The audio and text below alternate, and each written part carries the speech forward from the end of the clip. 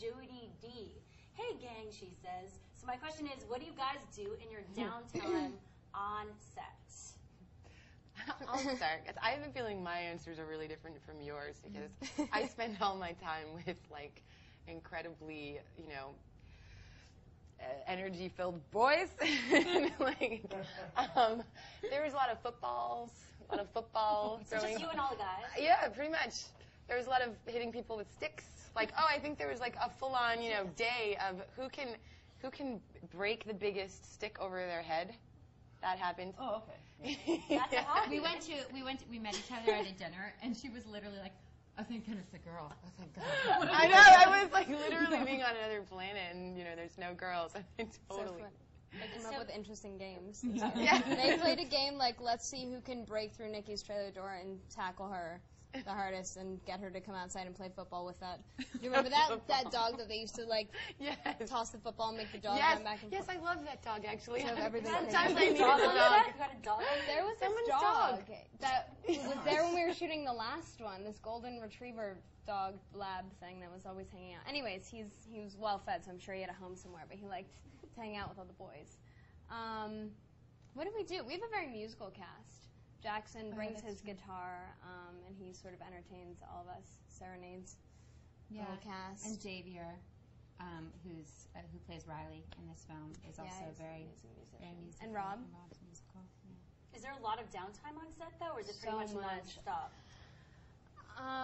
Because it's a huge. I mean, Yeah, I wouldn't so call many this an characters. ensemble. I mean, this is really about the main trio, but it is a huge cast. So yeah, we had a lot of time to.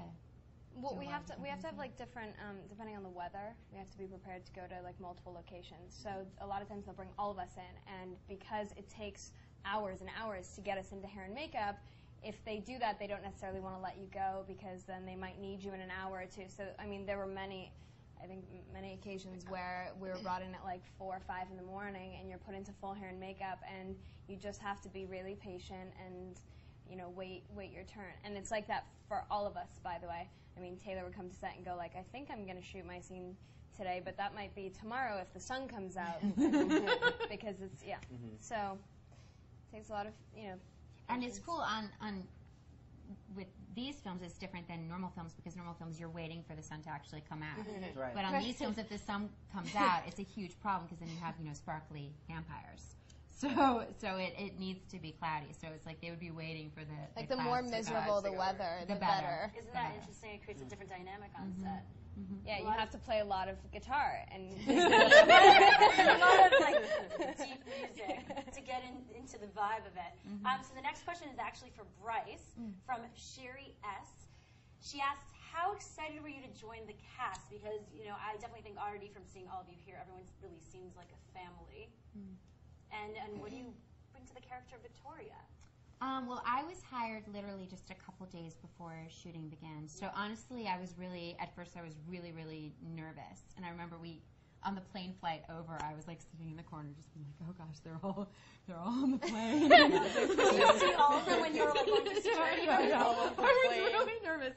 And I have to say, I'm really grateful to everyone. I mean, everyone was like so wonderful and warm, and everyone's really committed to telling these stories in the best way possible, and so we just all got to work really quickly, and in terms of just bringing something to Victoria, for me my main objective was continuity. I mean, Victoria's been created and she's extraordinary, and I hope that me being a part of this, a dip doesn't happen. I just want there to be continuity, and as well with the character in the book, just continuing to bring that to life. So yeah, that was kind of what I focused on. And what process did you go through to get ready for this role? Well, because with continuity, I mean, there's the sense of wanting to continue just aesthetically, what the character looks like. And so I was wearing a wig, and there's similarities in terms of the costuming and all of that, and then the physicality was really, really critical because the character Victoria is like an acrobat herself. Obviously, she's a vampire, but her gift is evasion, and so she's very, very stealthy. And they're, I had some learning to do, definitely. And they threw me on a treadmill. You have to get your exercise on. Literally. Yeah, literally. You know, because there's a lot of sprinting and jumping and. They put harnesses on us. That's Yeah, how fast we were running on these. Yeah, exactly.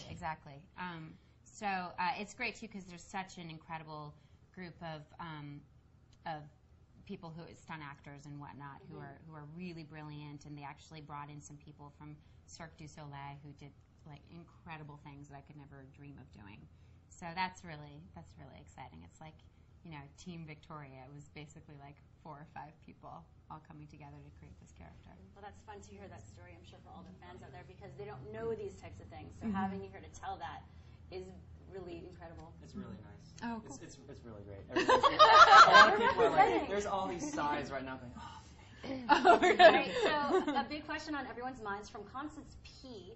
They ask, in what way is Eclipse different from New Moon? It's Julia. No, that's That's Nikki. definitely Julia's That's Nikki. question. I wasn't even I think in New I Moon. don't I Yeah, from an outside perspective, like.